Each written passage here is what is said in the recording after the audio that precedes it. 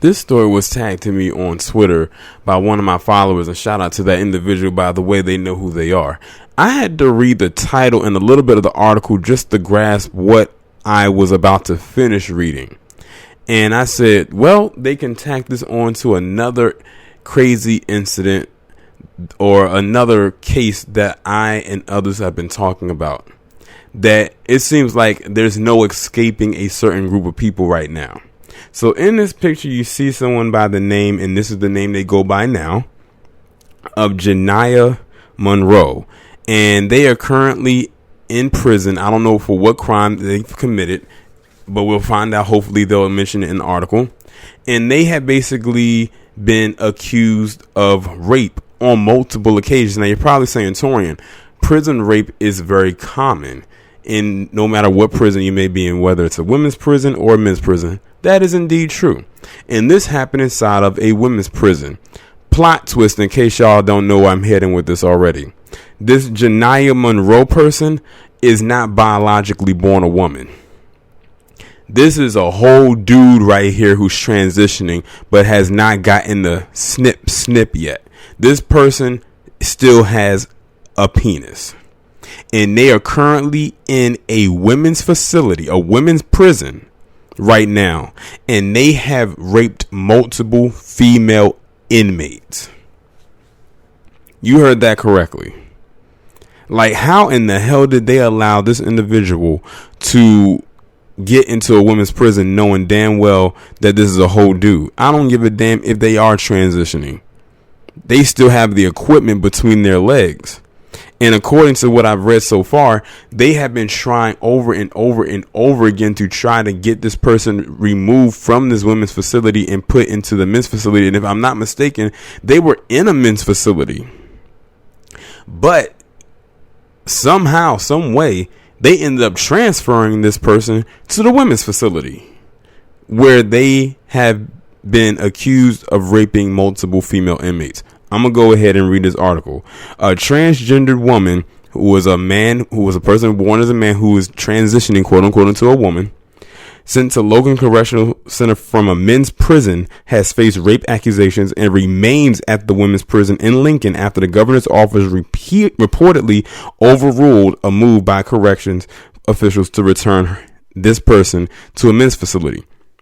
So you're hearing it right here that they have been trying over and over repeatedly to get this person sent back to the men's prison. Now you see how it seemed like it was so easy for them to get this person removed from the men's prison and sent to the women's prison, but they're struggling to get them to be removed from the women's prison because of what they've been doing to get back to the men's prison. Even the Alphabet Academy has privileges behind bars. So whether they are locked up or out in society, it seems like they are given a lot of privileges. And like I said, this is not a woman. This is a man who's choosing to identify as a woman, but sure is acting like a man going around raping these female inmates. And whoever that judge is, they need their head examined and they need to be removed from the bench. Logan inmates have reported being raped by Janiah Monroe, known as Andre Patterson, by the Illinois Department of Corrections, according to court documents. See, now look at that. This person, this Janiah Monroe person, on paper is Andre Patterson, their birth name, who they really are. But in the sphere of where they are now, they go by that other name. See, this is what I'm talking about. And that's probably why they are not sending him back to that men's prison, because he doesn't identify as Andre Patterson anymore. Remember what I was telling you about with the other inmate? Oh, I'm glad that came to mind. Remember that story I did about the inmate who would rape them dozen kids, and that's how they ended up in prison? And now they're trying to give them a slap on the wrist because they said they can't hold them anymore or something. I forgot what it was, because they no longer identify as the person that committed the crime. I call it the Bruce Lynn Jenner effect, because Bruce Jenner had got involved with a car accident in which a person, I believe, died from it, but because he was transitioning into quote unquote Caitlyn Jenner, they couldn't do nothing with it because Caitlyn Jenner wasn't the one that caused the manslaughter. Just like the inmate was not the one who who did the rape of those kids. And just like this Janiah Monroe person is raping these inmates, but on paper Janiah Monroe doesn't exist. It's Andre Patterson, but they're flipping it where they can't send Janiah Monroe back to the men's prison because Janiah Monroe wasn't the one who got sent to that men's prison. I hope y'all are understanding what's going on here. It's like they're using a cheat code to get out of debaucherous behavior. I felt like I said all of that one breath. Let me continue reading. In a federal lawsuit aimed at forcing corrections officials to adequately treat gender dysphoria and improve care for transgender inmates, Dr. William Puga, head of psychiatry for the Department of Corrections, last year testified that Monroe wasn't welcomed by other inmates when he was moved to Logan last spring. Basically, the male inmates did not receive this person well. Dr. Puga received information that Monroe threatened staff and other inmates. U.S. District Court Judge Nancy Rosenstengel wrote in a December injunction ordering the Department of Corrections to provide hormones to transgender inmates and stop making housing assignments based on genitalia or physical appearance. Women at the facility filed complaints against Monroe under the Prison Rape Elimination Act. Some were false, but many were legitimate. Puga also testified that Monroe stopped taking hormones after arriving at Logan. That's an interesting little tidbit right there.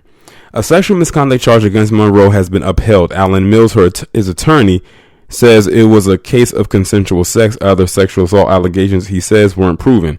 All I can tell you is none of the accusations have been found to be founded, and all have been denied by him. He adds that Monroe, who has a history of mutilating his genitals and has attempted to castrate himself, denies that he stopped taking hormones. And notice the part where I'm mentioning they have it as her. Monroe has requested surgery so that his body matches his gender identity. On February 10th, a Logan inmate filed a Jane Doe lawsuit against several Logan prison employees, alleging that Monroe had raped her, and that she was wrongly punished after reporting the assault to prison staff who discounted it. Like the plaintiff, Monroe isn't identified by name in the lawsuit, but multiple sources confirmed that he is the person accused of rape. The lawsuit came 3 days after U.S. District Court Judge Michael Mim issued an injunction barring the Department of Corrections from moving Monroe to a men's prison without providing 14 days notice to the court and his lawyer and an explanation showing why a transfer is necessary. The Department of Corrections tried to move Monroe out of Logan last year, about 3 months after he was moved to the women's prison from Pontiac Correctional Center, where he says he was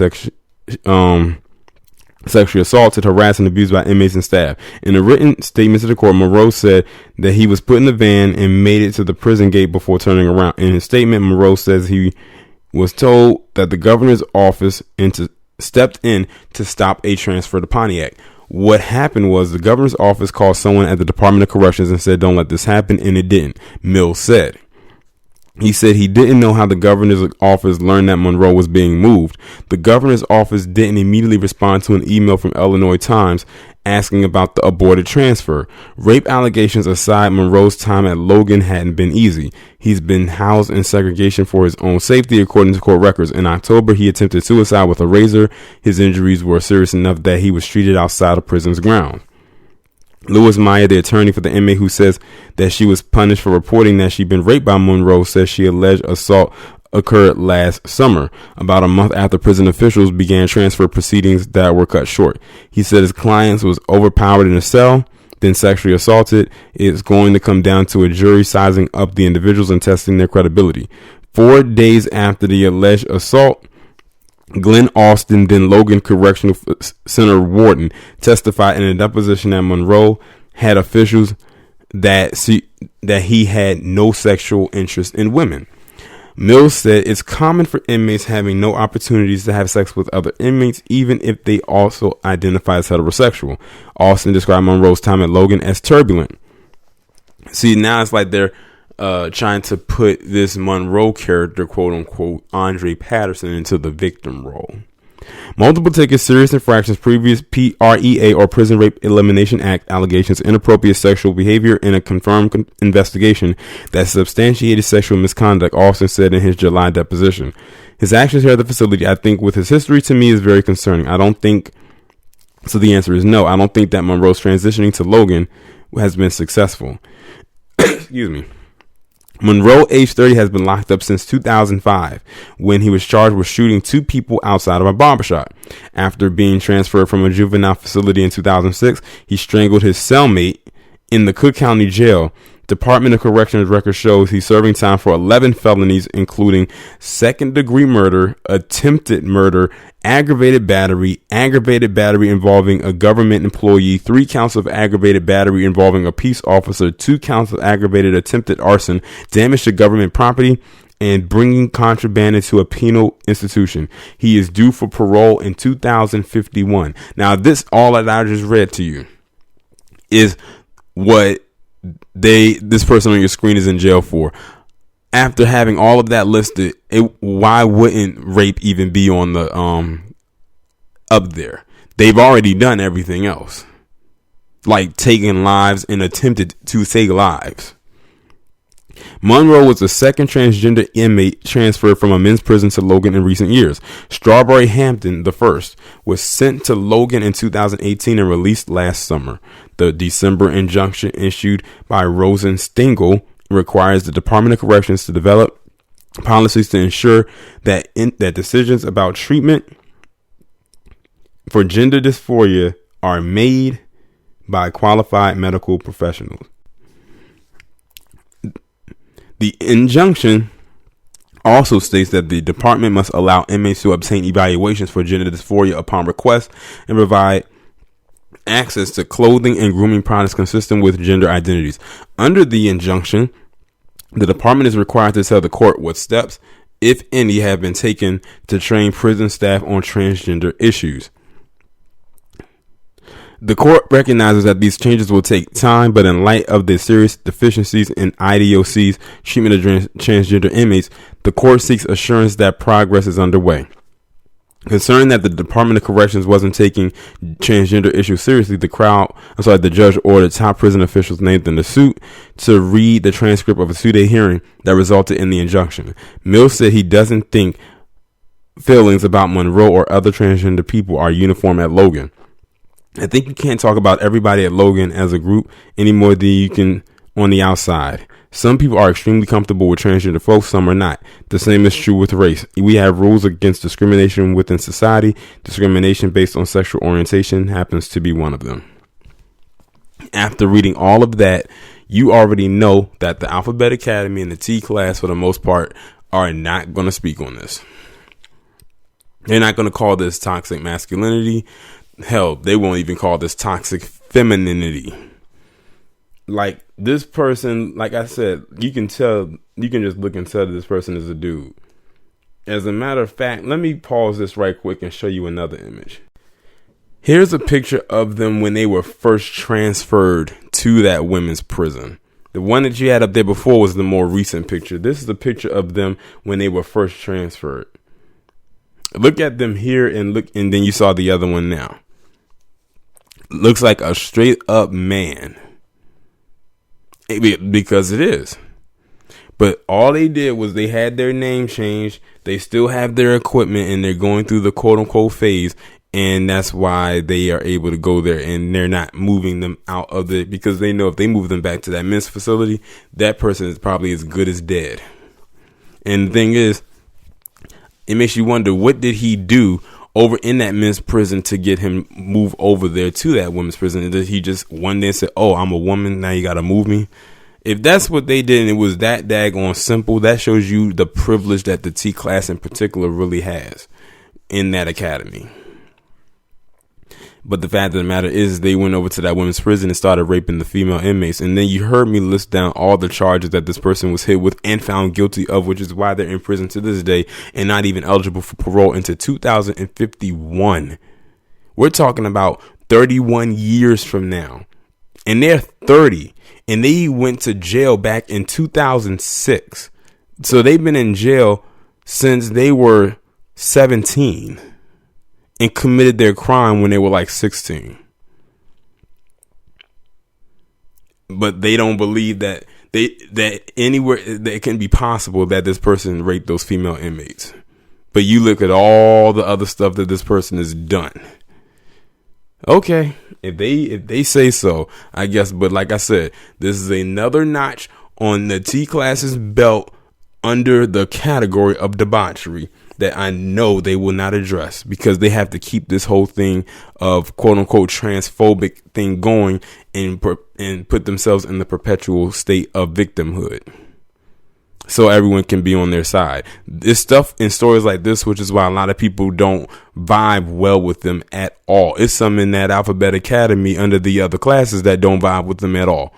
I've heard plenty of stories about how they can't stand them. But it is what it is. But I just wanted to bring this story to you. Y'all let me know what you think about this down in the comments. Like, share, subscribe. Make sure you follow me on Twitter if you haven't done so already. Have your notifications turned on, and I will talk to you in the next one.